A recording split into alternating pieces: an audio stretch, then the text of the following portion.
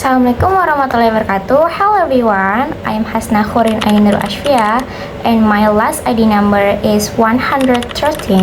So before we start, I want to ask something.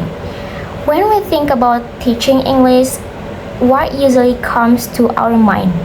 Maybe grammar, vocabulary, lesson plans, classroom management, or maybe how to stop students from sleeping in class.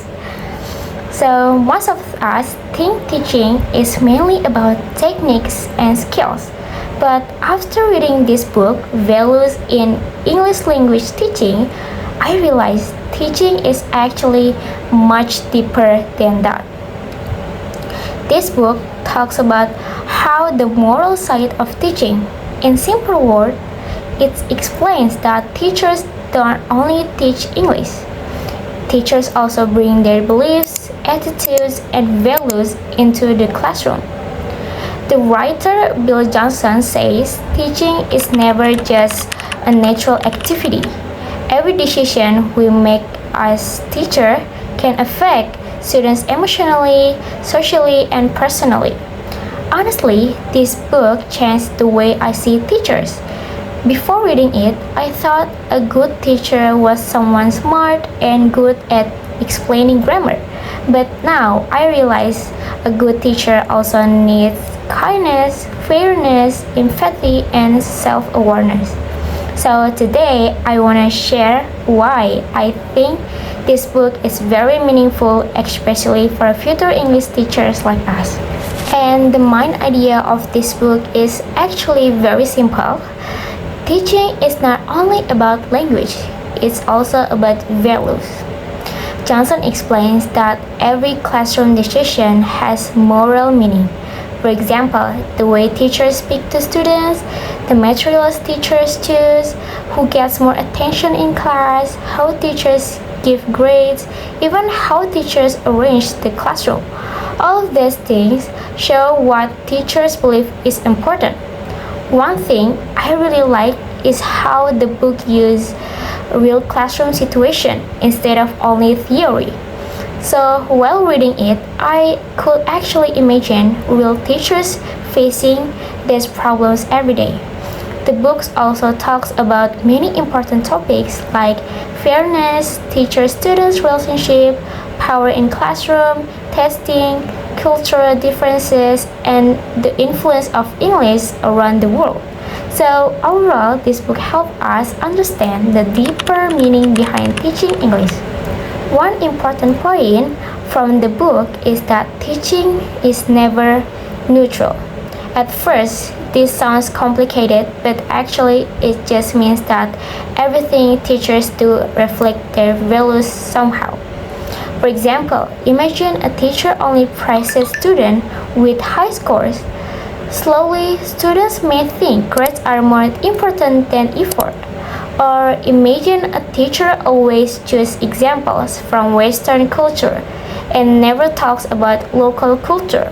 Students may start feeling that foreign culture is better.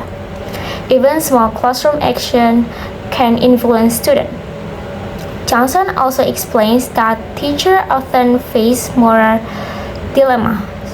For example, teachers want students to feel comfortable and happy, but teacher also needs to be strict sometimes. So teachers are always balancing between being friendly and being responsible. I think this is very relatable because future teachers will probably experience this too. The next important idea is about relationship between teachers and students. Johnson says that the heart of teaching is not the curriculum, but is the human connection. Sometimes teachers become too focused on finishing the syllabus, giving assignments, and preparing tests, but students are not machines. They are real people with emotion, problems, fears, and different personalities. The book reminds teachers to really listen to students. For example, maybe a student is quiet not because they are lazy, but because they are insecure about their English. Maybe a student fails a test not because they didn't study, but because they have problem at home. Johnson believes teachers should try to understand students as people, not only as learners. I think this is one of the strongest part of the book because it makes teaching feel more human and caring. The book also talks about testing and grading. Johnson explains that assessment is not always fair and simple.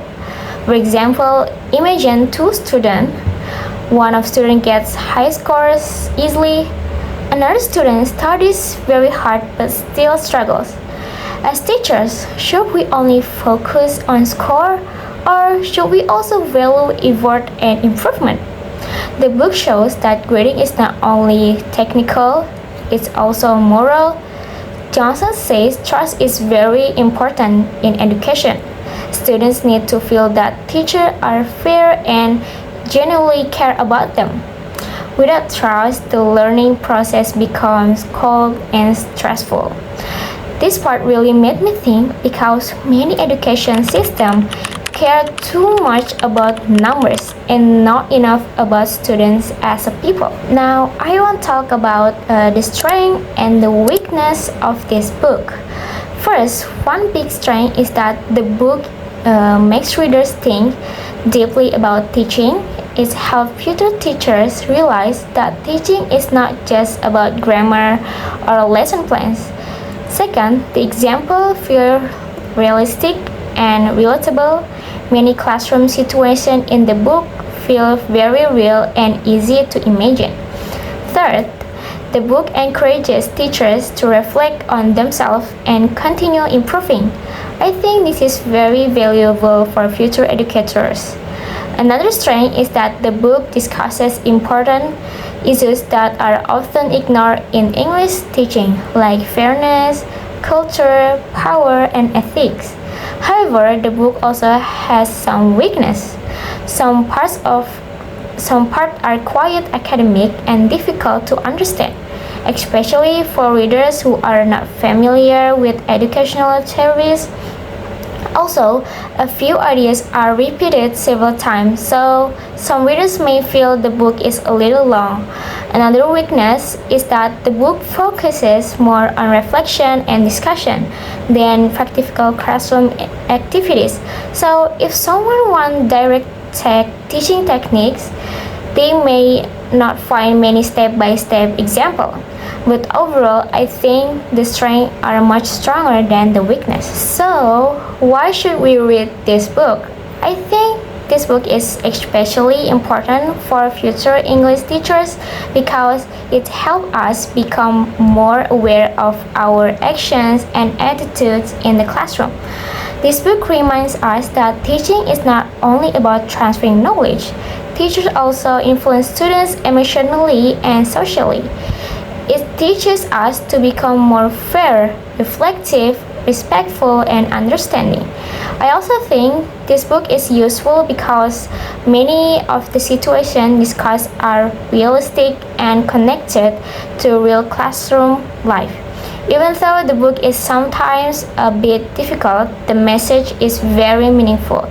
After reading it, I started thinking more carefully about what kind of teacher I want to become in the future. So I think that's all from me.